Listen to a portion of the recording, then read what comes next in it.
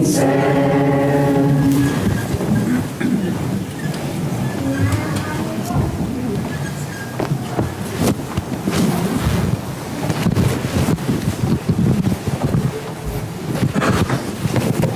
morning to all. Good morning. Hang on. Talk amongst yourselves. Hang on. Hey, there we go. I'm going to move this. Is that better? Okay. Well, happy Mother's Day to everybody. I mean that from the bottom of my heart, but I also want to acknowledge the fact that Mother's Day is not happy for everybody, and I get that. And there are people here or elsewhere that we know who either lost their mom this past year or recently, or maybe there are just some women out there who are unable to conceive and are struggling this Mother's Day. So I definitely want to focus on a mother today that we're going to talk about, but take a minute later at some point, pray for those who need our prayers as well. You are not forgotten. One of the questions I try to figure out as a parent, how do my thoughts, do my actions affect my children? And the answer, of course, is, well, a lot. There's an interesting study from the Pew Research on, believe it or not, millennial parents. Now, we love to pick on millennials, don't we? Everything is the millennials' fault. But it's really not. I actually think millennials get right, Eric? You get a bad rap. I think millennials are great. So if you're somewhere between 18 and 36, I guess that makes you a millennial. All right. So millennial parents, 40% of those raised in households, these are kids now, where both parents shared the same religion, guess what? Their mother was far more responsible for their religious upbringing than their father. Not that. 46% of those raised by parents who had different religions say that their mother was the biggest influence on their faith. And 63% of those raised by one parent who was considered religious and one who was not, same results. Mom was mainly responsible for the religious upbringing. You guys know what a magnet is, right? All you kids out there. Kyle, you know what a magnet is? What does a magnet do? It sticks to a fridge. It sticks to a fridge. Yes, it's exactly right. It sticks to a fridge. But it does other things too. It picks things up, right? A teacher was giving her class of second graders a lesson on the magnet and what it does. And one thing, yes, it definitely sticks to a fridge. That is a real answer. So the next day, and there was a written test, and she included the question, my full name has 6 letters, and I begin with an M. I pick up things. What am I? Pretty easy, right? Half of those kids turned in that test with the answer, mother. And we're always picking stuff up. If you come to our house, we're both always picking stuff up. That's just part of being a parent, I suppose. So we're going to talk about Ruth and Naomi, 2 shining examples of motherhood. Now, the Bible has quite a few women involved, obviously. Some are great examples of mothers. Hannah, we talked about Hannah a little bit last year during this sermon. Hannah was unable to conceive at first, but she prayed, she was faithful, and eventually she gave birth to who? Samuel, right. And then, of course, there's Eve and Jochebed. Jochebed was Moses' mother. We know what she did, had that difficult choice, but eventually saved him from the slaughter of all the Hebrew boys. Certainly John the Baptist's mom, Elizabeth, and of course Jesus' own mother, Mary. On the other hand, you know who that is in that picture? She's really salty, right? Brandon would say she's a salty pretzel, right? Lot's wife was, struggled a little bit. She looked back when she wasn't supposed to. We'll get to Lot in a second. Someone by the name of Maacah, who was Abijah's mom, the worship of the storm god Baal and the fertility goddess Asherah. That's not good. Crazy Jezebel. Ahab's wife, also a mother. She persecuted just about everybody. Athaliah massacred all but one member of her own family just so she could have a little bit more power and she could rule over Judah. Thanks, Mom. And then there's Herodias, who, of all things, had her daughter request the head of John the Baptist on a platter as a cool gift to Uncle Herod. Boy, kids these days, who knew?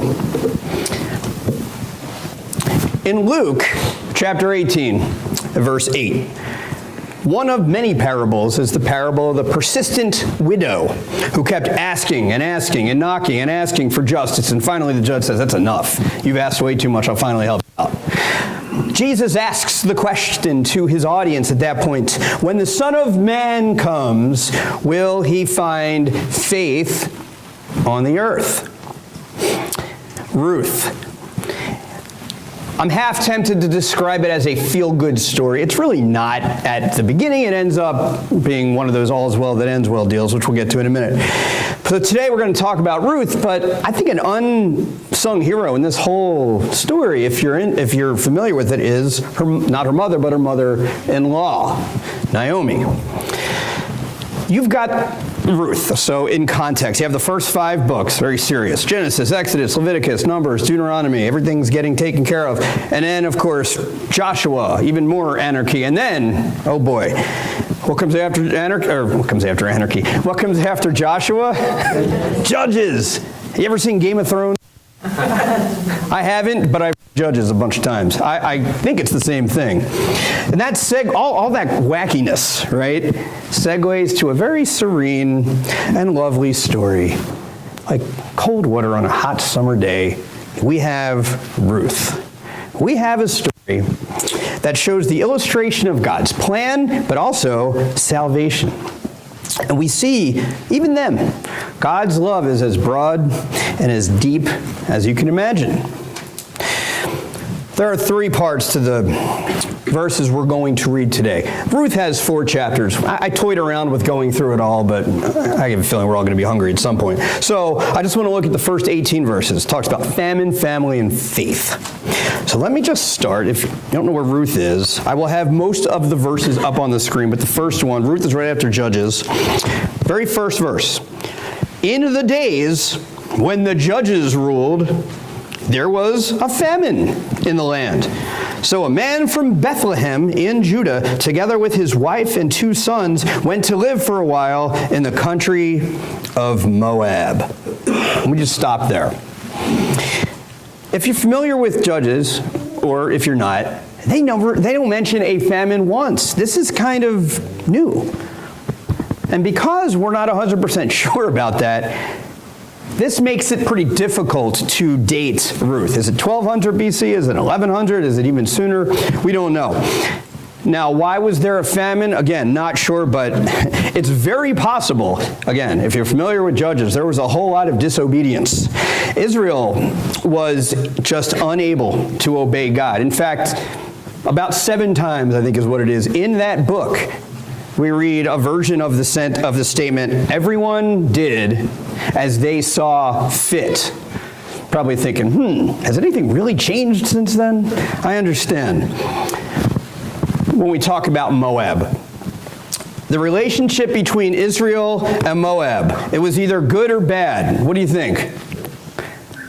That was the least eloquent thing I've ever said. It was a really bad relationship, though. Okay, if you remember Lot, now we were kind of poking fun at Lot's wife. Lot is kind of the one who's in need of serious counseling, though.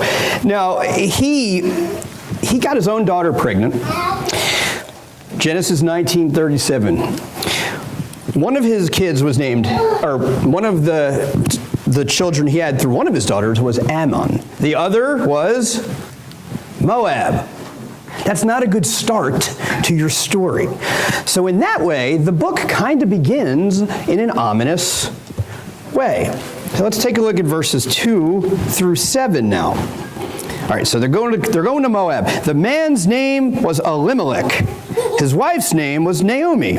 And the names of his 2 sons were Mahlon and Chilion. They were Ephrathites from Bethlehem, Judah, and they went to Moab and lived there. Now, Elimelech, Naomi's husband, died, and she was left with her 2 sons. They married Moabite women, one named Orpah and the other Ruth. After they had lived there about 10 years, both Mahlon and Chilion also died. And Naomi was left without her 2 sons and her husband. Verse 6, when Naomi heard in Moab that the Lord had come to the aid of his people by providing food for them, she and her daughters-in-law prepared to return home from there. With her 2 daughters-in-law, she left the place where she had been living and set out on the road that would take them back to the land of Judah. Let's take a time out. That was a lot. You might not be as familiar with that as you are with some of the Genesis and Exodus stories, so let's review. Elimelech was married to Naomi. Elimelech was from Bethlehem, which, if you're wondering, the actual translation for that is house of bread. The Hebrew word bet being house. They had two boys, Mahlon and Chilion. All right, so far, so good. And they're going to marry 2 women. Mahlon married a woman named Ruth. And Chilion married another woman named Orpah. It is not Oprah. It is Orpah. There's a difference. So everything's great. Wouldn't it be cool if the story just ended then and they all lived happily ever after? Well, unfortunately, both sons die. Elimelech dies. So you're Naomi. You had a husband and 2 sons. Now you have none. All you have now are the in-laws, the daughters-in-law, Ruth and Orpah. One of the great things about this particular story is that this is not a family of soldiers, of judges, of wealthy men and women. It's just a normal family like yours, like mine, and God uses them so much regardless. So maybe you're thinking, wait a minute, whoa. Did you say they married Moabites? Because that's not cool. That doesn't make any sense. Deuteronomy 23:3 even says, no Ammonite or Moabite or any of their descendants may enter the assembly of the Lord, not even in the 10th generation. Well, that's that. Now remember, when Israel left Egypt, they had asked Moab for some assistance. How did that go? I'll give you a hint. It did not go well. God remembered that. So because of all this, the law prohibited the descendants to join Israel down to the 10th generation. So this has to be a contradiction, right? But it doesn't say anything about marriage. Don't leave that point out. So all this happened, first of all, this is all, in the first 5 verses, we get just horrendous news for Naomi. This happened over a period of roughly 10 years. Does this remind us of any other Old Testament person? Kind of life goes like a country song? Job lost everything, and then some. Own wife thought he was crazy. So now Naomi, it doesn't happen overnight, it happens gradually, but it's still just as tragic. How much heartache does this woman have? And what I think is neat, among other things, in this particular book, is that it's really told from Naomi's point of view. It's her husband, it's her sons, it's her daughters-in-law, it's her loss, it's her pain, it's her God, and eventually it's her possible return to Bethlehem. I think it's great that we see a view of God through the eyes of a woman. Because we all know, just like men, women are image bearers of God, the Imago Dei, and we see a shining example of that throughout this particular story. And there's one other thing that needs to be mentioned. Over this time when the 2 sons were alive, do we hear about any kids being born, any births, anything going on like that? We don't. Neither Ruth nor Orpah conceived.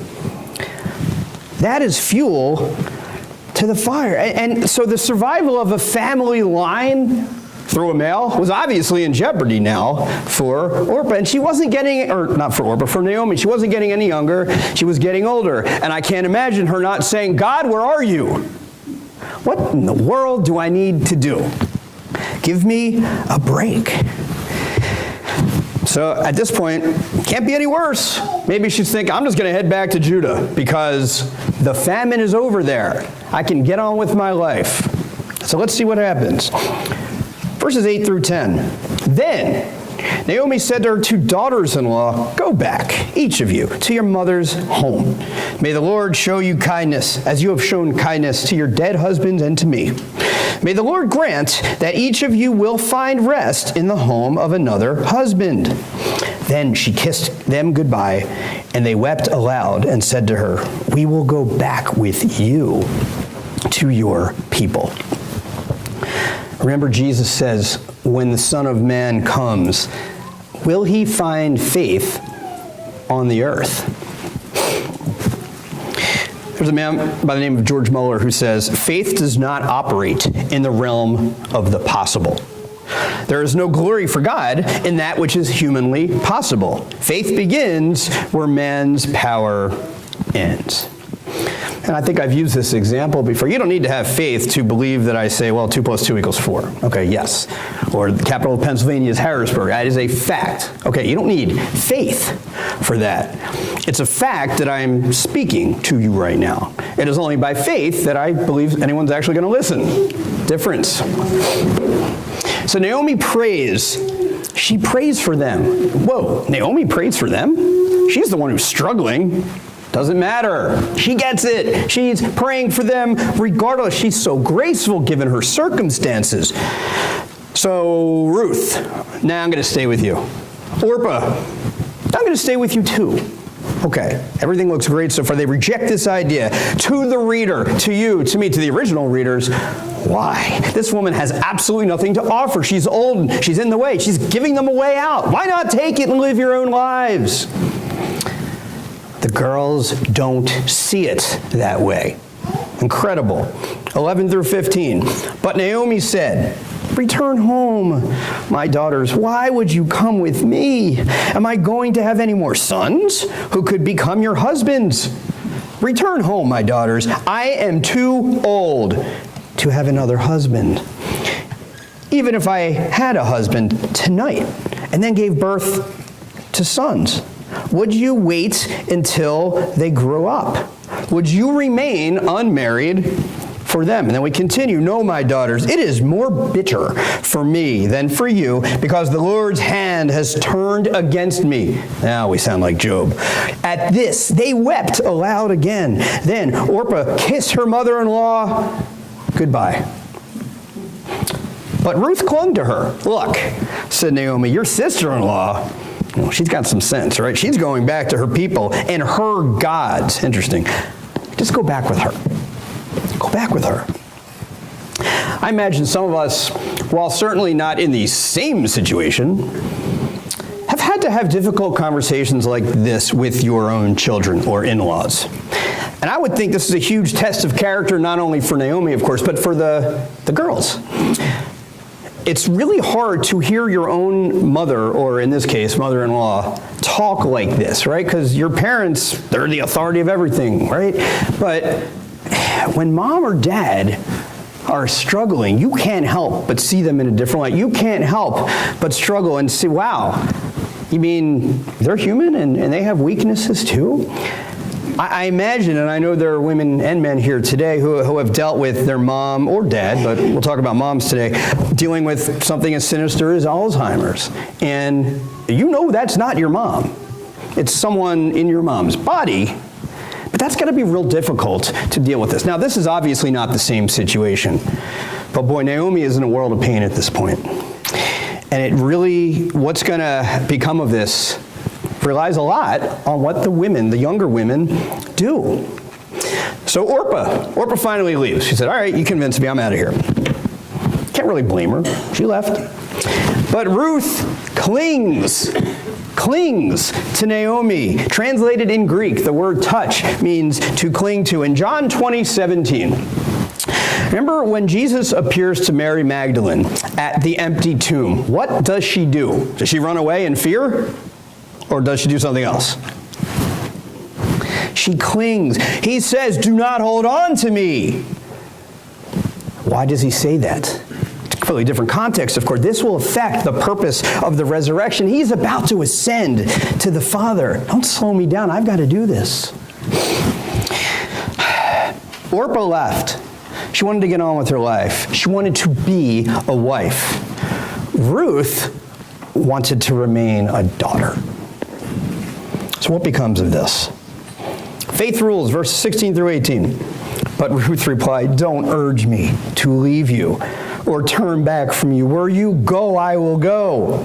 Where you stay, I will stay. Your people will be my people, and your God, my God. Where you die, I will die, and there I will be buried.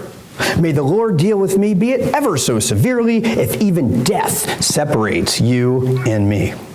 When Naomi realized that Ruth was determined to go with her, she stopped urging her. What do you say if you're Naomi at this point? At what point do you stop trying to convince someone you love to get out of your way? You talk about a Mother's Day gift. This is a good one. She's saying, in essence, listen, you're not getting rid of me, okay? It's not going to happen. Wherever you go, I'm going to go. I will be there with you.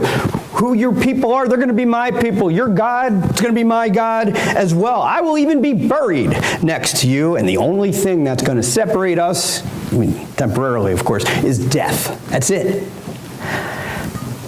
As a mother, and this is a mother-in-law, and I understand, and I'm very fortunate, my in-laws are very good, especially if your mom's watching this sermon, then she's a great mother-in-law.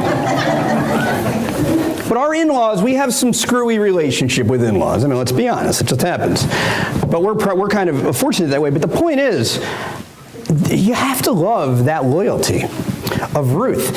And you've heard me talk about the upper story and the lower story. Now, Ruth doesn't realize what she's about to become a part of, and we'll get to that in a minute. She's just trying to get by day, being the best glorification of God that she can. That was a solemn oath.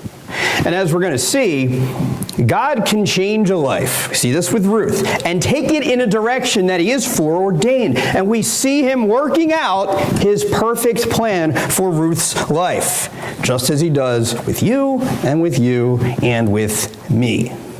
The Bible is a story, as we talked about this morning. It has a beginning, it has a middle, and there is an end. No part is inconsequential. So maybe you're asking, okay, great, so all I need to do is have faith and I'm good to go.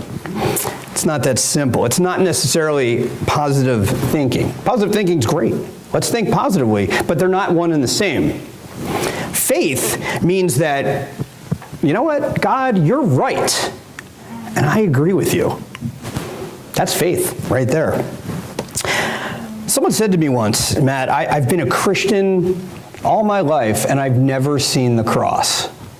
I've been a Christian all my life, and I've never seen the cross. And that makes me want to cry. I mean, is this what doubt does? Doubt is okay. We all doubt every now and again. Doubt is what puts teeth on your faith, though, and I have to encourage someone when I hear that. The test of our faith, that's part of this process, and we see this so well, not only with Naomi, but certainly with Ruth. We all know, to some degree, that faith has to be, tested in order to be validated. And by tested, you get an unfortunate diagnosis from your doctor. Your faith will be tested. Your phone rings at 2:30 in the morning. Do I have to go any further with this illustration? And your faith will be tested. You lose your job and you're struggling to pay that next bill. Your faith will be tested. What were the results of Ruth's faith? I'm glad you asked. Well, again, there are 3 more chapters that we did not get into. I highly recommend that you read it on your own. There's only 4 chapters, 85 verses. It'll take you 5 minutes. Completely worthwhile. Ruth marries a guy by the name of Boaz. Boaz was a wealthy landowner from the same clan of Elimelech. How about that? And it says, actually, it doesn't say that she gave birth. It says that the Lord enabled her to conceive. Fingerprints, right? She gave birth to a son named Obed. Is that important? Who's Obed? We don't do Bible studies on Obed. Who cares? Well, for one thing, it's kind of neat that the word Obed means servant in Hebrew. So here's why it's important, and maybe you know this. Obed, all right, so you got Ruth and Boaz here, right? Here's family tree. They give birth to Obed. Obed gives, well, he doesn't give birth, but Obed's wife gives birth to someone by the name of Jesse. Jesse, who cares? But who does Jesse become the father of? King David, exactly. Ruth is the great-grandmother of the great David. This is all because Ruth's faith. It's amazing to contemplate all the dominoes that fall just based on one decision she made. I'm going to remain faithful. It's incredible. And ultimately, her faith led in no insignificant way to a baby boy born roughly 2,000 years ago in a stable, born of a virgin. We all know who that is. Ruth is one of only 5 women in the genealogy, in Matthew's genealogy of Jesus. Tamar, Rahab, Bathsheba, although she's referred to as Uriah's wife, and of course Mary are the other 4. Her sacrifice paid off. And it's hard. The word sacrifice, we talk about this often. Not all sacrifices are equal. They're not all the same way. If you can't watch a game today because of a lunch with your mom, yeah, that's a sacrifice. Give me a break, right? But here, let me give you a good example. Christmas Eve, 1952, there was a young Korean woman. She was pregnant, and she was about to give birth. She was walking along a village street, and people were not helping her at all. They were kind of pushing her out of the way and laughing at her, and it was awful. And she was having contractions, just doubled over in pain. And then she remembered, yeah, there's a missionary living not too far from here. So she tried to walk to this guy's house, but the pain was so bad that she had to just stop. So she found a bridge, sat underneath the bridge by herself, delivered her own baby. And this being Christmas Eve, it was freezing. So she had to take off her clothes, at least most of them, wrap them around the baby, of course, to keep him warm. Held him close to her body as she fell asleep. The next day, the aforementioned missionary comes walking down the street, happens to find them. Sadly, the mother was frozen to death, but the baby was still alive. When the baby was 10 years old, we go 10 years further now, his now adopted father, you guessed it, the missionary, told him the story of his mother's death, of that sacrifice on Christmas Eve. And for the first time in a while, that young boy wept, realizing the sacrifice that his mother made for him. Do you believe? Do you believe that Christ's sacrifice saved you? And your gift, it's free. When the Son of God comes, will he find faith like that on the earth? Will he find that here? Ruth was not righteous because of what she did. She wasn't a superhero. She was just a Moabitess, right? But she was faithful because of who she was.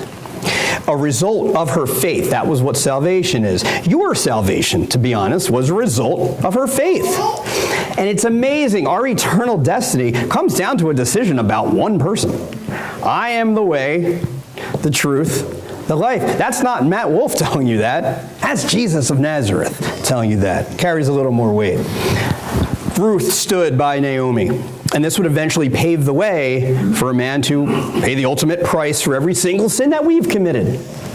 Ruth stood by Naomi. We must stand by Jesus Christ. When people turned against our Christian values, when our brothers across the pond are being persecuted, when the least of these are treated lesser than you, we will say, I stand on the side of Jesus Christ. Ruth stood by Naomi. This short 4-chapter, 85-verse book, tucked in the middle of an action-packed, chaotic part of the Old Testament, we learn about the faith of a seemingly obscure Moabite woman. A woman who played a critical role in the salvation that all of us hold so dear today. As we come to a close here, there's a moral crisis. We all have moral crises, at least to some degree, in our life. But despite our problems, despite our missteps, some of us even backslide. We're all guilty sometimes. God still wants us. He still loves us. He still seeks you. He still seeks servants to bless. He blessed Ruth, seemingly out of nowhere, but we know that's not how God operates. Now, we talk a lot in this story about Ruth, Naomi, I mentioned Orpah and Elimelech and all the other guys, and certainly Boaz had a role. But who's the real hero of this story? Well, it's God. He's of every story in Scripture. So I just pray that as we go out, do our business today, let's intentionally try to find some Ruths out there, some who are seeing their own interests a lot lesser than they would see the interests of others. It's incredible.